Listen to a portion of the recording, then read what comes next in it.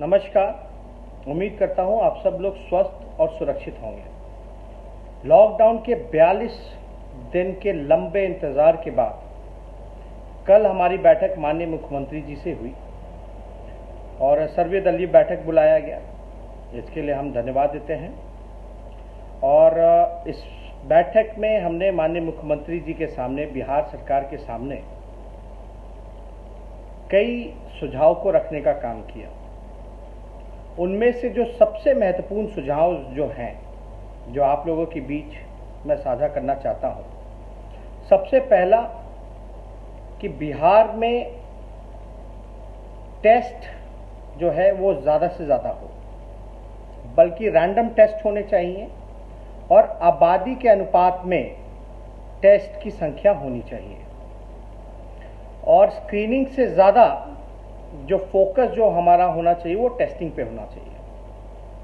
Screening इसलिए क्योंकि आप लोग सब लोग को मैं बता दूं कि जो स्वस्थ दिखने में भी है उसको भी पॉजिटिव कोरोना जो केस जो है वो हो रहा है। इसलिए हमने सुझाव दिया कि स्क्रीनिंग का कोई फ़ायदा नहीं है, इसके लिए ज़्यादा से ज़्यादा टेस्ट हम लोगों को करना चाहिए। जो छोटा सा हरियाणा प्रदेश है उसकी संख्या टेस्टिंग में ज़्यादा है, लेकिन बिहार की कम है, तो इसलिए आबादी के अनुपात में ये संख्या जो है टेस्ट की वो होनी चाहिए। नंबर दूसरा, हमने बिहार सरकार से पूछा कि वेंटिलेटर्स की कितनी संख्या है, पीपीई किट्स की क्या संख्या है, और केंद्र सरकार जो है आपको क्या सहयोग किया है, इसमें आप पूरा ब्यौरा आप जो है खुल करके बताइए। कितने पीपी किट्स मिले हैं, यानी डॉक्टर जो हैं कई वो उनको पीपी किट्स नहीं पहुंचे हैं, और वेंटिलेटर जो है बहुत ही ज़रूरी है इलाज के लिए। तो ये सारी जो हेल्थ इक्विपमेंट्स की जो चीज़ें हैं, सामग्रियां हैं, ये अब तक बिहार सरकार के पास वेंटिलेटर कितने हैं, उनको याद दिलाया कि विधानसभा में जब उन्होंने भाषण दिया था तो उन्होंने 100 जो है वेंटिलेटर्स की बात कही थी कि हमने हेल्थ डिपार्टमेंट को कह दिया है। और हमने ये महत्वपूर्ण भी सुझाव दिया कि दूसरे राज्य जो हैं वेंटिलेटर जो हैं या और चीज़ें जो हैं हेल्थ से रिलेटेड वो डायरेक्ट खरीद रही हैं, तो बिहार सरकार भी खरीदे, जैसे छत्तीसगढ़ हो या केरल सरकार हो, ये डायरेक्ट ले। अब इसमें क्या उलझने हैं नहीं हैं, लेकिन बेहतर ये होगा। और साथ ही साथ हमने पूछा है कि केंद्र सरकार ने कितना सहयोग किया, आपको कितने वेंटिलेटर्स केंद्र सरकार ने दिए, पीपी किट्स कितने दिए, टेस्टिंग किट्स कितने उपलब्ध केंद्र सरकार ने कराने का काम किया। और हालांकि जो जवाब मिला उससे हम लोग संतुष्ट नहीं हैं और कोई ठोस इस पर कोई जवाब ही नहीं मिला कि कितने केंद्र सरकार ने क्या सहयोग किया। और हमने ये निवेदन की माननीय मुख्यमंत्री जी से कि और प्रदेश के मुख्यमंत्री जो हैं वो बाहर निकल रहे हैं, लोगों के बीच जा रहे हैं, आइसोलेशन सेंटर्स को देख रहे हैं। हेमंत सोरेन जी को हमने रेलवे स्टेशन के बाहर देखा। केरल के मुख्यमंत्री हों, बंगाल के मुख्यमंत्री हों या राजस्थान के मुख्यमंत्री, हर कोई जो है मुख्यमंत्रियों का एक्शन देख रहा है और खुल करके सामने आ रहे हैं, चुनौती को स्वीकार कर रहे हैं और कमियों को दूर कर रहे हैं। प्रेजेंटेशन हम लोगों के सामने रखा गया, हेल्थ डिपार्टमेंट ने रखा और आपदा के जो प्रबंधक जो अभी जो हेड जो लीड कर रहे हैं प्रतीक जी ने, उन्होंने प्रेजेंटेशन रखी। और इसलिए मुख्यमंत्री जी को हमने बोला क्योंकि जो प्रेजेंटेशन में जो आंकड़े जो दिखाए गए हैं उस पर हम लोग जो है ज़्यादा विश्वास हम नहीं करते। हमने सुझाव में भी बोला कि अधिकारी कुछ और कह रहे हैं और ज़मीन की जो रियलिटी है वो कुछ और है, हकीकत कुछ और है। इसलिए आप बाहर निकलिए, आप जो बैठक करते रहे हैं और जो फैसला जो भी लिया कि वो इम्प्लीमेंट हो भी रहा है कि नहीं हो रहा, या अधिकारी जो है आपके आंखों में धूल झोंकने का काम कर रहे हैं, गलत आंकड़ा दे रहे हैं। क्योंकि हमने कई बार ऐसा वीडियो देखने का काम किया है जिससे हम लोगों को शर्मिंदा होना पड़ा है और काफ़ी पीड़ा भी हुई है। ऐसे दर्दनाक वीडियोस भी हम लोगों ने देखा है और जिस तरीके से व्यवस्था होनी चाहिए थी वो व्यवस्था नहीं हो पाई है। और हमने एक और निवेदन किया कि जितने भी जनप्रतिनिधि हैं जो पब्लिक रिप्रेजेंटेटिव्स हैं, अगर उनका इस्तेमाल किया जाए तो ज़्यादा बेहतर होगा। इससे चेक एंड बैलेंस रहेगा। इससे अधिकारी कुछ और कहते हैं, लेकिन ग्राउंड की जो हकीकत है वो जनप्रतिनिधि ज़्यादा जानता है। विधायक उनकी जवाबदेही है और नैतिक जिम्मेदारी भी हम लोगों की बनती है, जितने भी पब्लिक रिप्रेजेंटेटिव हैं, कि लोगों के इस दुख में उनका सहयोग करें और ज़्यादा से ज़्यादा उनको मदद पहुंचाई जाए। क्योंकि अधिकारी जो है पूरी बात बताते हैं, नहीं बताते हैं, ग्राउंड रियलिटी क्या है। इसलिए जितने भी जनप्रतिनिधि हैं, खासतौर पे जो विधायक हैं, सांसद हैं, उनका भी इस्तेमाल किया जाए, देखभाल में लगाया जाए। और एक बहुत ही महत्वपूर्ण विषय जो हमने फेसबुक लाइव करके भी हमने आप लोगों से साझा किया था, एक MHA का एक नया गाइडलाइन आया है 3 मई का जो लेटर है, जिसमें भल्ला जी के ऑर्डर से निकला है कि जो बिहार के मजदूर हैं, जो घर जाना चाहते हैं, जो काम के सिलसिले से बाहर गए थे, मजदूरी करने गए थे, उनको वापस नहीं लाना है। तो हमने माननीय मुख्यमंत्री जी से कहा कि ये तो अन्याय है। जो बिहार के लोग, बिहार के मजदूर जो घर आना चाहते हैं, ये एक ऐसा गाइडलाइन है, इसमें जो है तुरंत किसी भी प्रकार से इस गाइडलाइन को जो है बदलवाया जाए।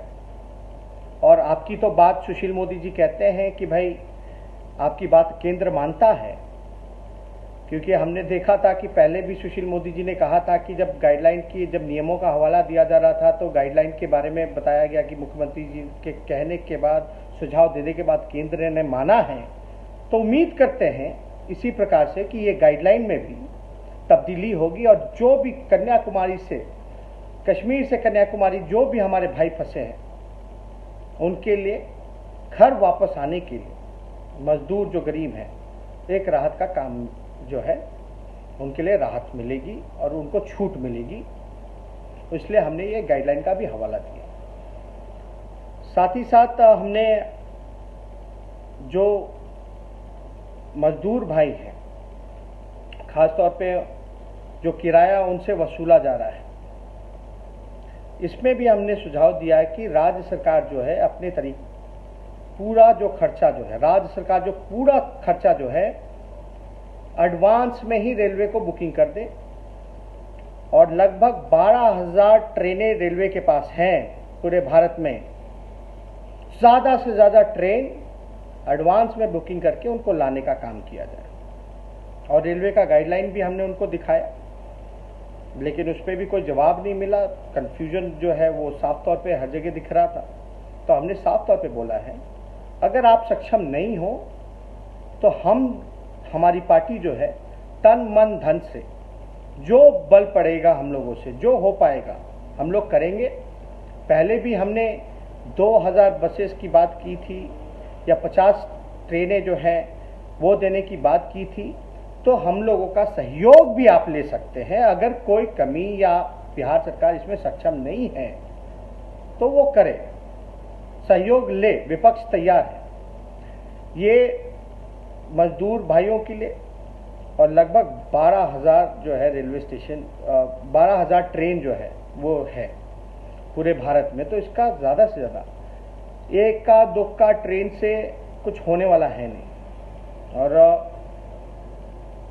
प्रकाश पर्व में अगर हम लोग पटना में प्रकाश पर्व में अगर केवल पटना में हम लोग अगर 2.5 लाख लोगों का मेहमान नवाजी, जितने श्रद्धालु आए थे, उनके लिए अलग से टेंट हाउस, खाने पीने की सुविधाएं, ट्रांसपोर्ट की सुविधाएं अगर हम लोग कर सकते हैं तो हमारे बिहार के जो गरीब मजदूर जो तकलीफ में है उनको ला करके कोई व्यवस्था हम यहाँ नहीं कर सकते हैं। तो हमने सुझाव दिया है, अगर जो प्रकाश पर्व में अगर श्रद्धालुओं के लिए हमने सिर्फ पटना जिले में अगर हमने व्यवस्था कराई 2.5 लाख लोगों का रहने का, खाने का, पीने का, शौचालय का, ट्रांसपोर्टेशन का, तो क्या हम अपने बिहार के ही लोगों पर बिहार का पैसा खर्च नहीं कर सकते? तो हमने ये सुझाव दिया। और बिहार तो सौभाग्यशाली है कि यहाँ कई रेलवे स्टेशन हैं। हमने उनको ये भी सुझाव हम देते कि ज़्यादा से ज़्यादा ट्रेनें बुकिंग करके हज़ारों की संख्या में आप लाइए उन मजदूरों को, और बेशक आप क्वारंटाइन कीजिए, उसके लिए आइसोलेशन सेंटर्स बेहतर बनाइए, अच्छे से बनाइए, कोई सुविधा की कमी ना होने दी जाए, खाने पीने शौचालय से लेकर ट्रांसपोर्टेशन का। और इतनी हमारे पास रेलवे स्टेशनें हैं। आप पटना एक जिले में मान लीजिए, अगर हमारी संख्या मजदूरों की वहाँ 27 लाख है, अगर 40 लाख भी है बाहर जो फंसे हैं, अगर हम में इच्छा शक्ति है, अगर हम 40 लाख लोगों को लाएं, तो हमने ये भी उपाय बताया कि अलग अलग जिला में हम लोग ला सकते हैं। 1-1 लाख भी अगर एक जिले में रहेंगे तो आप समझ सकते 40 लाख तो ऐसे ही हो जाएंगे। क्या एक जिले का प्रशासन 1 लाख लोगों को खाना नहीं खिला सकता, रखने की व्यवस्था नहीं कर सकता, ट्रांसपोर्टेशन की व्यवस्था नहीं कर सकता? तो ये काम जो है, ये सुझाव हमने उनको दिया है कि अगर पटना में इतनी बड़ी खर्च हम लोग कर सकते हैं श्रद्धालुओं का रहने का, खाने का, पीने का, तो बिहार के लोगों पे अगर हर जिला में अगर हर स्टेशन अगर ट्रेन लगा दी जाए और उनको जो है जिला में हम लोग व्यवस्थित ढंग से रख दे, तो मात्र 1 लाख खाता है। तो ये हमने सुझाव दिया।